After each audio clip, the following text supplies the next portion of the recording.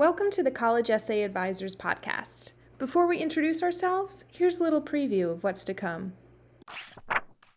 Sometimes there are things you can do to kind of refresh an admissions officer's understanding of who you are and what your strengths are, why you're a good applicant. And sometimes there's not much else you can do except wait. So we're going to talk about which one of those actions or non-actions you should take and why.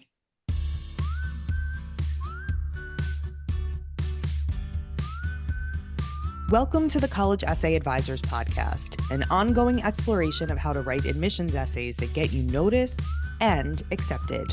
My name is Stacey Brooke, and I'm the founder and chief advisor at College Essay Advisors. Hi, my name is Becca Myers, and I'm director of advising at College Essay Advisors. You sure are. Yeah. Today, we're going to talk about what to do if you get deferred. So around this time of year, it's December, we're waiting for early decision and early action results to come back. And one of the potential results that some students will find filtering into their inboxes is a deferral decision, which essentially means that a school has not outright rejected you. So yay. They also have not outright accepted you. They've decided to defer you, hence the deferral term, into the pool of regular decision applicants. So ultimately, what it means is that you now are pushed into the pool with all of the other people that are deferred along with you and who are going to put applications in by the regular decision deadline and wait now for another decision come March. Would you say that there's lately, in the past couple years, a trend toward more deferrals, given that more people are applying for early decision?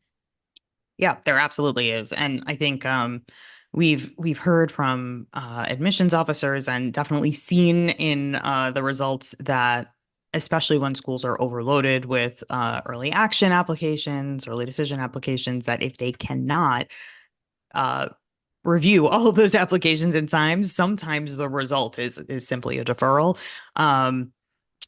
That said, that's not always the case in terms of why a student will be deferred, but for sure, I think the influx of and sheer volume of applicants to a lot of these colleges has meant more deferrals for sure. Okay. So after the initial disappointment, what do we recommend a student does? Well, first of all, don't despair because you're not out of the running. So, your chances of attending your top choice school, if that's the school that has deferred you, are, still alive. And part of what we're going to address with this podcast episode is that sometimes there are things you can do to kind of refresh an admissions officer's understanding of who you are and what your strengths are, why you're a good applicant. And sometimes there's not much else you can do except wait. So we're going to talk about which one of those actions or non-actions you should take and why. Sounds good. I mean, first and foremost, and Becca, you know this as well as anyone, the most important thing when a student is deferred is to find out what a school actually wants from a student. Does a school actually want additional information from someone?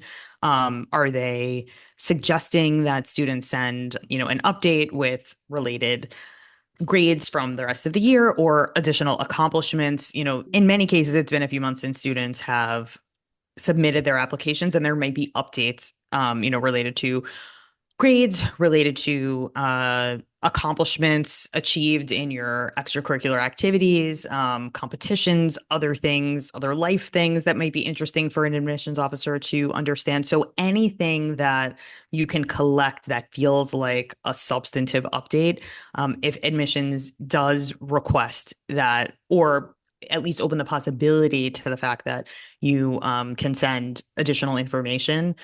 Once you've identified that that is in fact the case, then you can put together a letter or in some cases kind of just a deferral statement. So if there is an opportunity for you to send any kind of reminders or updates about your skills, strengths, et cetera, to admissions, that's something that's going to be indicated by the school, often in the deferral letter or in the applicant portal. And it's going to be pretty clear and pretty easy to find out, even if you have to call admissions. But most often the instructions come with the deferral itself in terms of whether or not there's more information that is being sought from you by admissions or if they're open to receiving something.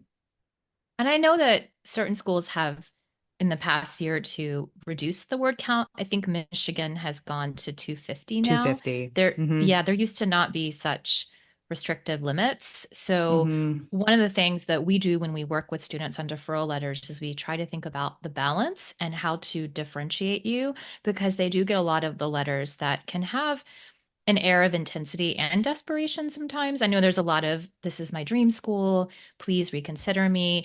But we also want to make space for things that are concrete and relevant. And if there's additional space in the letter, I also like to bring in a thing that's not academic or extracurricular related. I'm thinking of an example of a student who updated that his father had been working overseas all fall. And so he started cooking with his mom in the kitchen to make food for his family every night. And so his relationship with his mom had gotten closer. That's a lot to write in a 250-word letter. But for a different school where we had more space, we were able to condense that into 2 sentences. And it was a really lovely addendum that offered up something more about his personality that I also think is memorable beyond I won the varsity wrestling award, right? Like Mm-hmm. I think that those things are impressive, but we also know that a lot of these letters come in and we want to make the student stand out a little bit more. Most definitely. And I also think that that these notes can serve as a very brief kind of recap of the reasons, if you've written a longer why essay or if you haven't had a chance to articulate because a school hasn't asked for, oh, why do you want to go to this school? Response from you, it could be a really relevant place for you to articulate why you're a good fit for the school and vice versa. Again, using specifics as you're suggesting, Becca, to make sure that that the response is differentiated from a more general, I'm dying to go here, I'll absolutely come if you take me response from other students. I also just want to point out we're talking a little bit about what you should put in a deferral letter if a school asks you for something. If a school doesn't ask you or specifically disrequests that you send additional information, the worst thing you can do is send them something that they are asking you not to send them. So first and foremost, follow the instructions. If a school is overwhelmed with materials or just doesn't incorporate deferral letters or notes into their process, listen. Don't send an unsolicited email to the admissions rep for your school. Don't call the dean. Don't send flowers or candy. Don't do anything that admissions is not asking you to do. These kinds of gestures are seen as overreaches, really and truly, and will get you remembered in a not positive way. So I do think a lot of schools leave the opportunity for you to send something if you do want to reinforce your interest in the school. And if that's the case, by all means, we encourage you to send something that is a little bit of a reminder of why you're a good fit or why you're a good candidate or how much you really, are committed to your admission. But if not, let it go. One more thing I wanted to mention when you are deferred, and you're probably thinking about this already, but it's time to write more essays and put in some more applications. You probably should start working on your other essays. No, really and truly, you do have to work on other essays now. And you need to pull yourself up by your bootstraps and remember why you believed in yourself in the first place for the school that deferred you and know that you cannot shake these things personally. We have no idea why you weren't accepted in the early round, and you'll never know why. And it's probably a series of complicated factors, many of which you have no control over. So don't take it personally. The application you submitted wasn't necessarily not successful, but it's you're in a scenario now where you need to kind of dust yourself off and get back in the game. It might be worth reconsidering what you submitted if you let's say, and we have a full episode coming on this shortly, but if you used AI tisk to write your essays, and I don't even know that you would get deferred, quite honestly. If you did that, you might get outright rejected. But if there's anything within your personal statement or your school specific supplements that you're doubting, it might be worth getting a second opinion. A deferral really is pretty straightforward. You're still in the game. Your application is submitted. You either will or won't have an opportunity to, affirm the reasons you should be accepted, to give an update. That's all easy information to uncover in terms of whether or not you should submit something.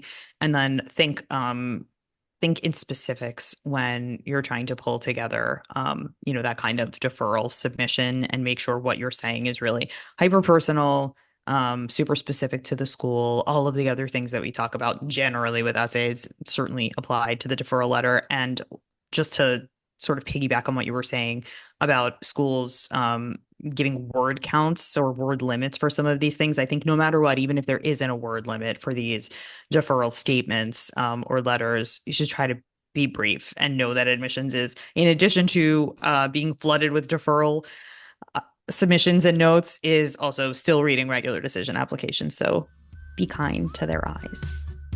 That's our episode for today.